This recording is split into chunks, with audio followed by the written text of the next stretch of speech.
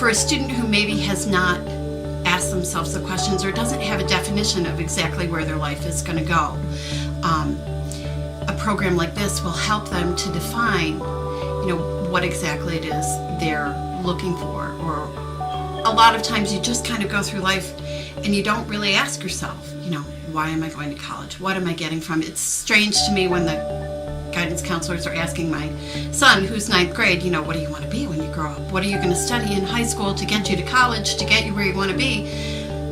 There are a lot of kids who don't know that, and they just go through the motions, and then suddenly the motions don't carry them any longer. So they need a program like this that's going to give them an actual definite skill,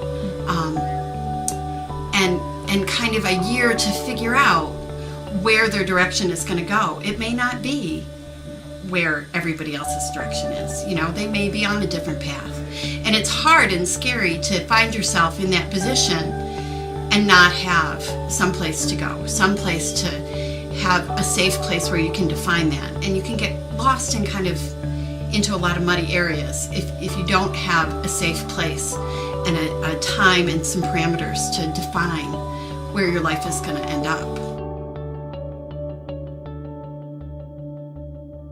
Well, I think of Lagom Landing as being a fantastic opportunity for people to learn outside of the traditional sense as it's now presented, as a hands-on way. I think of it almost as the next step beyond maybe what a BOCES or vocational school would be in high school, because it's intended for people that are at an older age than that.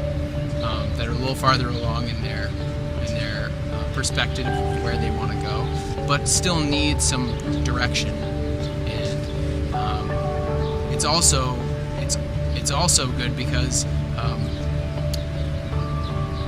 there's an aspect of a personal growth. I think it's absolutely a family situation.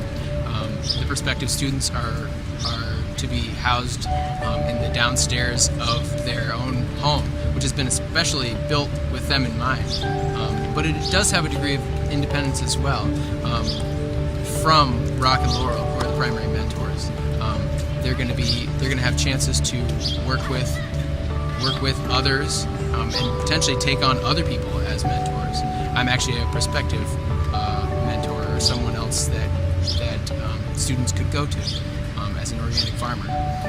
There's definitely a lot of independence that can take place in their program because their apartment it's in the same house. They have their own kitchen, they have their own bathrooms, and their own living space. I want to be a farmer, so it's everything I learn is going to be a necessity in my life at some point. So everything here is extremely applicable. I think people forget. A lot of people associate things like hard labor with lack of education or with, kind of like second rate. But it's really not. It's really necessary things that trades are, they're part of our economy, they're part of our culture, they're definitely necessary. And, that's not everything you learn here, but it's definitely,